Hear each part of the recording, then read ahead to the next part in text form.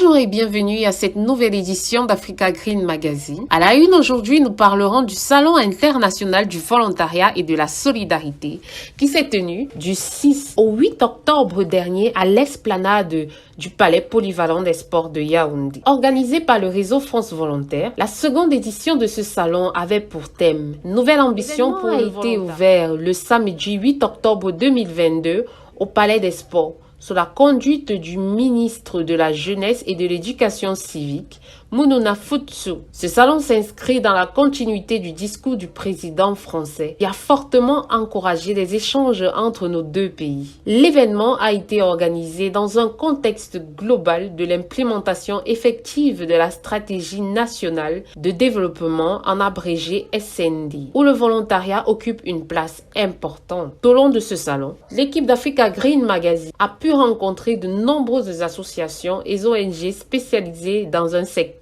bien défini. Parmi elles, nous avons Action for Sustainable Development, dont la promotrice nous a présenté les différentes raisons de sa présence à cet événement. Nous sommes une association que nous faisons dans le développement durable.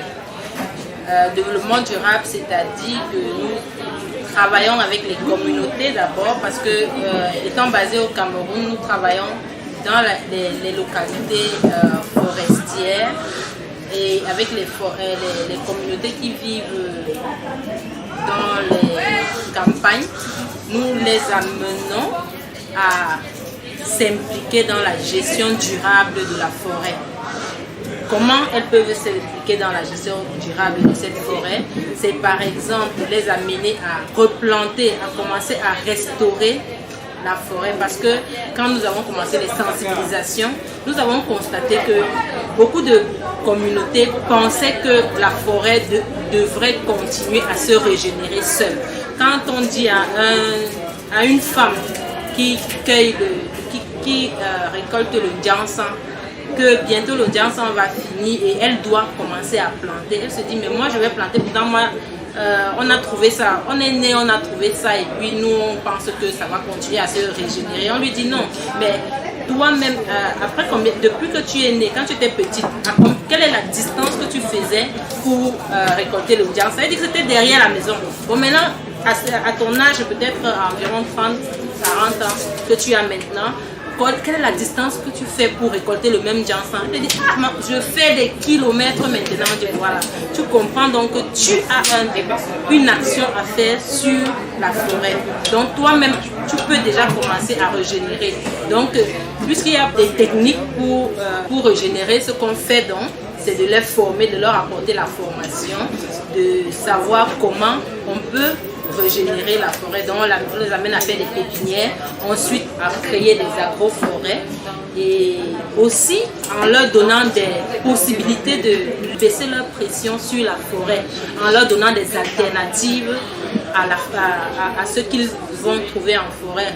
Alternatives par exemple à la coupe de bois, parce que la coupe de bois c'est aussi quelque chose qui génère des revenus dans les communautés. Donc comme alternative à la coupe de bois par exemple, on leur dit vous pouvez produire de miel et vendre. Non seulement vous pouvez vous alimenter avec et vous pouvez générer des revenus. Donc ça c'est par exemple des activités que nous faisons et aussi les amener à en même temps la réduction de la pression sur la forêt, c'est par exemple la coupe de bois pour faire le charbon. Réduire cette pression là dit que la méthode que vous utilisez par exemple pour produire le charbon, elle est archaïque, elle fait utiliser une grande quantité de bois. Vous pouvez utiliser une technique améliorée pour produire une quantité plus grande de charbon et voilà. Donc c'est plusieurs activités comme ça que nous menons en forêt. Et par exemple maintenant ce qu'on fait dans les villes actuellement, c'est encourager les ménages à faire d'abord le tri sélectif à la base à la maison, et sachant que dans les communes il y a une société qui s'occupe de la collecte des déchets, mais tous ces déchets sont mélangés. Ce qu'on amène à faire, c'est séparer les déchets à son propre petit niveau à la maison, faire des petites compostières qui peuvent être utilisées et produire des laitues comme celle-ci en ville, parce que vous savez, en ville, il y a un problème d'espace. Donc, on amène les ménages à dire, ok, vous n'avez pas peut-être assez d'espace, mais sachez que le peu d'espace que vous avez, vous pouvez l'utiliser rationnellement en valorisant vos biodéchets et en utilisant